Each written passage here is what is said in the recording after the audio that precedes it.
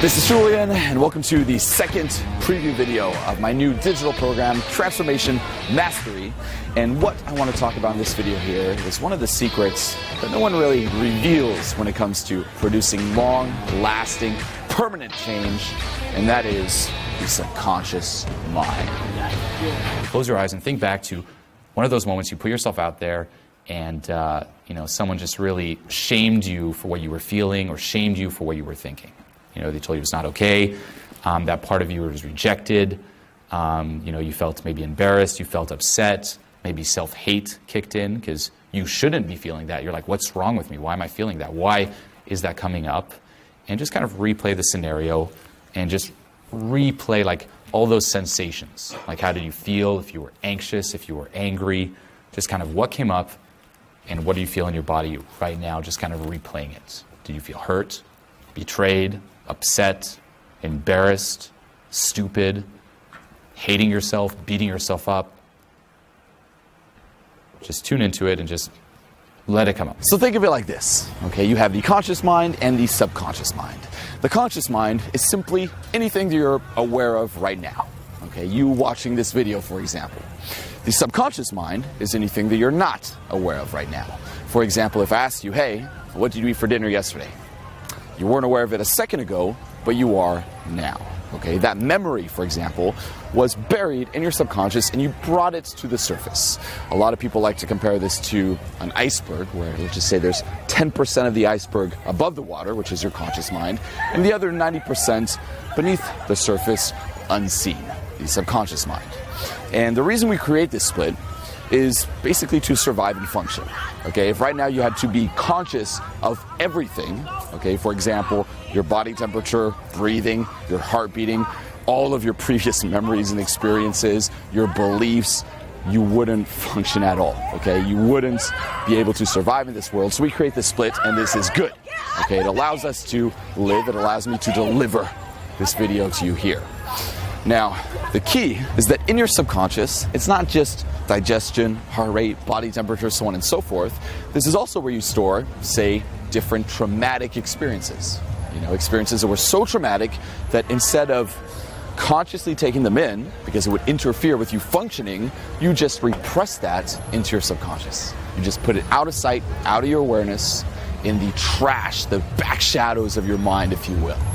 This is also where you suppress, say, different unacceptable traits. If you were shamed for something, you're like, I must disown this. This is not acceptable. Oh my God, I will not survive as a child growing up. I need to conform here. Let's get rid of this aspect. You're going to shove it in your subconscious, out of sight, just telling yourself, hey, that's not me, disowning it. And this is also where you store all of your core beliefs. Okay, and these are the beliefs that you formed during your childhood and that you never go back and question, that ultimately run you. Okay, and this is what you have to realize here too, is that although you place all this out of your awareness, you're not consciously aware of it now, it doesn't go anywhere. There is nowhere for this to go. And not just that, but since the mind is repetitive and cyclical, these thoughts, these beliefs, these experiences, these memories, let's just say, are on repeat and with time grow stronger and stronger and stronger. There's a certain momentum, there's a certain charge behind them, and because of this, they run you. Remember this, you are run by what's in your subconscious. There's more momentum, there's more charge. Your subconscious mind is the one that's calling the shots. And this is a big reason people can't, maintain, say, their resolutions at New Year's. They're like, you know what? I'm gonna get in shape.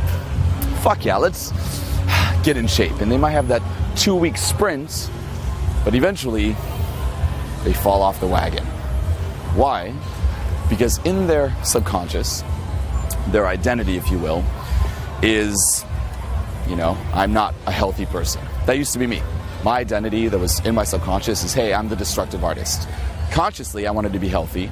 Subconsciously, And guess what? The subconscious always wins. This is why people have, destructive relationships. Like, you know what? I want a healthy relationship. Subconsciously, though, let's just say one of their core beliefs growing up, if they look at their parents and say their parents fight all the time, their core belief, their definition of love in a relationship is destructive. and they never go back and visit that belief. It's just stored there. And right now, consciously, you want something stable, but no, your subconscious calls the shots, and you just keep getting into the same destructive relationships over and over and over again. Okay, any pattern you see in your life, that's coming from your subconscious mind. And if you want to go even deeper here too, this split by you, say, putting things that are unacceptable in your subconscious is also one of the reasons you never feel 10 out of 10. You never have that self-love because there are parts of you that you hate. There are parts of you that you've disowned. There are parts of you that are unacceptable. If you're ashamed for being loud in a restaurant, you're like, oh man, I can't be loud. I'm going to put this aspect of me, in the shadows, in the back of my subconscious. Right now you're trying to feel like you're enough, feel like you're complete, but guess what? There's still that split and that aspect that you're trying to get rid of that isn't going anywhere.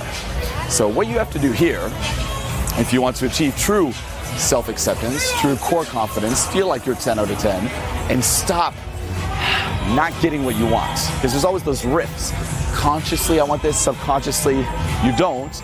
If you want to be in control of your life, control of where you're going, you need to dive in and find out what's down there, what is running you, and release it. And this is something, again, no one talks about. And that's what's fucking scary, is like we don't know how this works. And what's even scarier is we don't even know what's down there.